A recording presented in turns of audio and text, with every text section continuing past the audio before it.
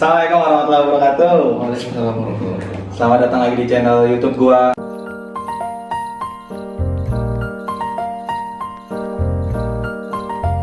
Kenalan dong. Nurdin. Nggak boleh harus gini ya. Harus jaga jarak, nah. Harus jaga jarak ya. Aduh. Takutnya. Setan lah COVID-19 lah ya. Ya, hari ini gua mau ngobrol-ngobrol sama temen gua, Reza, soal COVID-19 sama new normal. Jadi sekarang kita kan lagi ngadepin era baru nih, Zak. Betul. Era new normal karena pandemi COVID-19 ini, Zak. Yap. Nah, Reza ini kebetulan teman-teman merupakan salah satu supervisor di retail yang ada di Indonesia. Gak perlu disebutin lah. Iya. Indo apa ya? Indo apa ya? Siap. Indo apa ya? Indo apa dari mana? New normal. Gimana sih Jak, kalau lu ngelihat nih new normal yang ada di Indonesia saat ini? Itu kan kemarin udah PSBB nih. Lockdown, bunuh diri. Gang ditutup ya. Sampai gang ditutup. Oke. Nah, sekarang ada new normal. Nah, lu sendiri yang lu udah baca-baca di berita, new normal itu gimana sih Jak menurut lu? Nah, cuma kalau misalnya gue lihat PSBB ini nggak efektif sebenarnya. Sebelum kita ngomongin normal kita Iya. dulu belakang PSBB. Nggak efektif gimana nih? Nggak efektif. Gue orang lapangan. Gue harus keluar rumah itu untuk cari makan. Ya. Kalau gue nggak keluar rumah, gue makanya nggak dapat makan. Nah, sebagai orang yang membutuhkan makan, makanya gue harus keluar kan. Nah, Iya. gue melihat situasi Indonesia ini belum lah bisa diterapkan namanya PSBB. Biarkan masyarakat tetap hidup apa adanya. Nah, pemberitaan di media ini kadang-kadang yang lebih menakutkan dibandingkan COVID-nya ini. Nah, lu tahu nggak? Sebenarnya angka kematian terbesar tuh dari penyakit bukan dari COVID-19, tapi dari Panu dan kurap. ¿Y qué tal? Eliminó al hongo y la bacteria. Sí, solo Dactarin, con su doble poder, elimina... Dari apa aja? dari kecelakaan lalu lintas saja lebih besar daripada Besar. COVID. Atau jangan-jangan yang kecelakaan lalu lintas itu gara-gara dia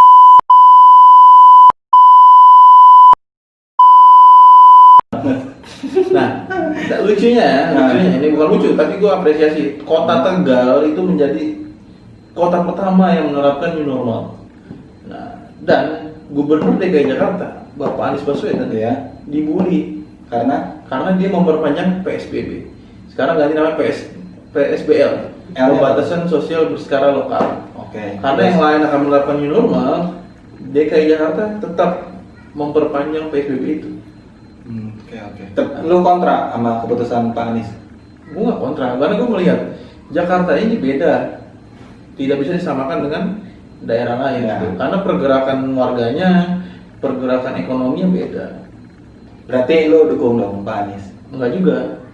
Jadi dukung apa? Sebenarnya ya, yang perlu dibutuhkan bukan peran pemerintahnya, tapi peran dari masyarakatnya ini terhadap pentingnya kesadaran tentang protokol kesehatan COVID-19. Nah, kalau misalkan kembali lagi nih, gimana caranya masyarakat itu sadar? Tapi kan masyarakat tidak mungkin bisa sadar ketika perut mereka tidak terisi oleh makanan. Ya, nah ini khawatirin pada saat PSBB ini diluncurkan atau PSBB ini diresmikan, gue lebih khawatir orang banyak yang meninggal karena kelaparan. Bayangin, gue pernah kemarin waktu tugas di salah satu di tempat kerja gue ya, gue menemukan ada sindikat apa? Soal sindikat itu kan bisa sampai jutaan, tapi ini cuma beberapa ratus ribu lah. Apa yang diambil? Bahan makanan. Iya. Terus siapa yang mencuri? Anak kecil. SD, SMP, kelas Alasannya apa? kelas berapa? Gue gak nanya kelasnya, tapi cewek belum punya pacar katanya. Mantap dong. Ya bibit unggul Depok. Nah, cuma karena untuk kebutuhan makan sampai mencuri gitu. Bahkan ada lagi di lingkungan, gue baca berita ya di headline, gue kan ngikutin orang Depok ya, ngikutin di IG lah. Ada maling ayam kakek-kakek itu dihajar massa. Gara-gara? Karena kelaparan. Tapi waktu bukan ada COVID-19 juga kejahatan itu masih ada dong di Indonesia. Ya, kamu tahu pada saat PSBB ditetapkan apa? Napi dibebasin. Sebenarnya gue setuju dengan pemerintah ngebebasin napi ini. Ngebebasin napi ini bukan untuk mereka terhindar dari namanya corona, tapi supaya membuat masyarakat takut untuk keluar. Strateginya menurut lu benar apa salah? Bener, ngeluarin api biar masyarakat takut untuk keluar. Nah, Nah, tapi ternyata masyarakat nggak takut untuk keluar.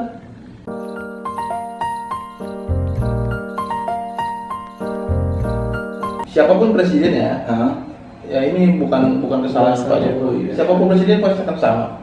Lihat aja Amerika. Amerika menjadi negara terbesar. Siapa yang nyangka gitu? kan ada isu-isu juga nih, mungkin teman-teman juga udah pada tahu kan kalau COVID-19 ini di Cina karena ada apa namanya anggota militer Amerika yang lagi melakukan kegiatan di Cina. Jadi sengaja tuh katanya Amerika bikin virus ini buat mendepopulasikan orang-orang di Cina karena Cina udah terlalu numpuk dan secara ekonomi Amerika udah mulai ngerasa tersaingi Ja. Nah, menurut lu gimana tuh Ja? Ya, gue Isu-isu pernah kayak dengar gitu. terkait dengan perang dagang. Iya. Nah, isu perang dagang sampai akhirnya kalau misalkan ya kita nggak bisa menang secara halus, ya main kekerasan. Iya. Nah, tapi itu mungkin nggak sulit untuk dibuktikan. Mungkin ada memang. Amerika dia memiliki pangkalan militer banyak. Ada di Selat Malaka. Mm-mm. Malaka tau kan? Tahu Yang Malaka. dibesarkan dari kecil. Malika Seperti dong. yang- Oh, itu Malika. Itu Malika Ya. dong. Ya Allah. Sebenarnya pangkalan nggak cuma di Amerika doang yang ada. Di mana? Cibinong banyak. Pangkalan apa? Gas Bang Yusuf. Oh, Itu pangkalan juga. Nah, ada sudah gini, Amerika, apakah Amerika yang menciptakan? Nah, malam-malam, gua nggak tahu. Nah, ya, tapi yang gua tahu adalah corona ini akibat apa gaya hidup, Oke, gaya hidup. Oke. gaya hidup itu. Sekarang lihat di Indonesia yang kena corona itu bukan orang miskin, bukan orang yang ekonomi lemah, tapi rata-rata apa? Orang-orang yang berduit. Oke. Tapi ada juga kalau nggak salah korban yang orang-orang kalangan bawah juga. Iya, kapan kalangan bawah karena kemarin gua ngeliat interview ada nenek-nenek dapat bantuan dari pemerintah. Nenek-nenek nanya ke petugasnya, ini sembako dari mana Pak? Ini bantuan corona Bu. Alhamdulillah, semoga corona semakin sehat, panjang umurnya. Ini kan edukasi masyarakat. Justru malah mendoakan corona ini panjang umur. Sudah, berarti itu nenek-nenek kayaknya nggak pernah dapat hadiah ya? Nah, gua takutnya dulu dia lahir sebelum zaman Jeki-Jeki itu muncul. Dia nggak bisa ngerasain dapat ciki-jeki 1000, kocok-kocok dulu kan. Padahal tanpa sadar kita sudah membeli 10.000, Iya, dapat 1000. dapat 1.000, tapi kita senang bangga gitu. Aduh. Ya tapi gimana ya, kalau ngomongin COVID-19 kita nggak akan pernah habis lah. Pasti ada sebab-sebabnya gitu kan, entah dari Cina lah, entah dari Amerika, entah ini hanya teori konspirasi yang mulai naik-naik saat ini gitu. Tapi yang gua pengen tanyain sama lu nih, itu lu ngerasa nggak sih di tempat kerja lu ngaruh banget gara-gara COVID-19 ini? Ya, tentu ngaruh. COVID-19 ini berpengaruh sekali terhadap omset sebuah perusahaan. Ya, lu tahu angka apa ya? Angka PHK ya, pemutusan hubungan kerja di Indonesia sangat tinggi. Termasuk orang atau termasuk ya gua lihatnya apa ya? Tentu ekonomi lemah saat ini. Iya. Dampaknya adalah ekonomi Indonesia menjadi menurun. Nah, daya beli masyarakat menurun juga. Nah, yang lebih parah lagi apa? Lu tahu nggak? Apa tuh? Yang lebih parah lagi, pemerintah itu menyatakan ada bantuan dari pemerintah. Benar. Nah, cuma yang gue temuin di lapangan itu kurang tepat sasaran.